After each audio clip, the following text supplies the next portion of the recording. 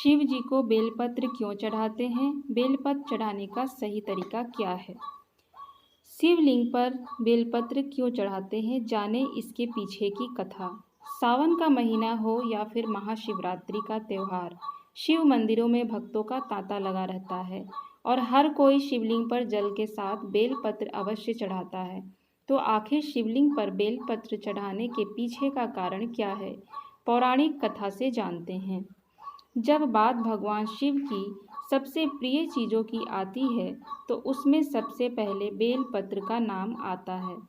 यह बात तो हम सभी जानते हैं कि बेलपत्र भगवान शिव को बेहद प्रिय और शिवलिंग पर बेलपत्र चढ़ाए बिना पूजा को पूर्ण नहीं माना जाता। ऐसी मान्यता है कि शिवलिंग पर बेलपत्र अर्पित करने से महादेव प्रसन्न होते हैं और श्रद्धालु को मनोवांछित फल की प्राप्ति होती है।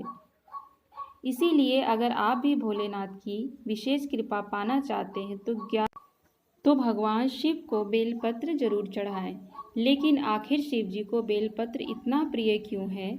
यहाँ पढ़े इसका महत्व और इसके पीछे की पौराणिक कथा। बेलपत्र का महत्व।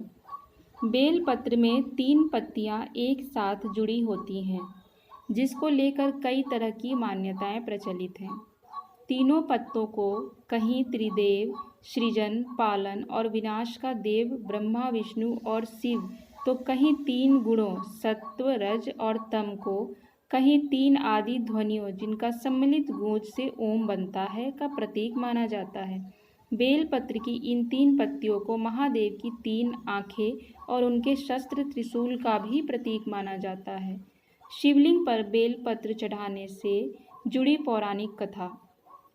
जब समुद्र मंथन के बाद विष निकला तो भगवान शिव ने पूरी सृष्टि को बचाने के लिए ही इस विष को अपने कंठ में धारण कर लिया। विष के प्रभाव से उनका कंठ नीला हो गया और उनका पूरा शरीर अत्यधिक गर्म हो गया, जिसकी वजह से आसपास का वातावरण भी जलने लगा। चूँकि बेलपत्र विष के प्रभाव को कम करता है, इसलिए सभी देवी देवताओं ने बेलपत्र शिव जी को खिलाना शुरू कर दिया। बेलपत्र के साथ साथ शिव जी को शीतल रखने के लिए उन पर जल भी अर्पित किया गया। बेलपत्र और जल के प्रभाव से भोलेनाथ के शरीर में उत्पन्न गर्मी शांत होने लगी और तभी से शिव जी पर जल और बेलपत्र चढ़ाने की प्रथा चल पड़ी। शिवलिंग पर बेलपत्र चढ़ाते वक्त किन किन बातों का ध्यान हमें रखना चाहिए? पहला, शिवलिंग पर हमेशा 3 पत्तियों वाला ही बेलपत्र चढ़ाएं। दूसरा, बेलपत्र को भगवान शिव को अर्पित करने से पहले अच्छे से धोकर ही इस्तेमाल करें। तीसरा, जब भी भोलेनाथ को बेलपत्र चढ़ाएं तो इस बात का ध्यान रखें कि बेलपत्र चढ़ाने के बाद जल जरूर अर्पण करें।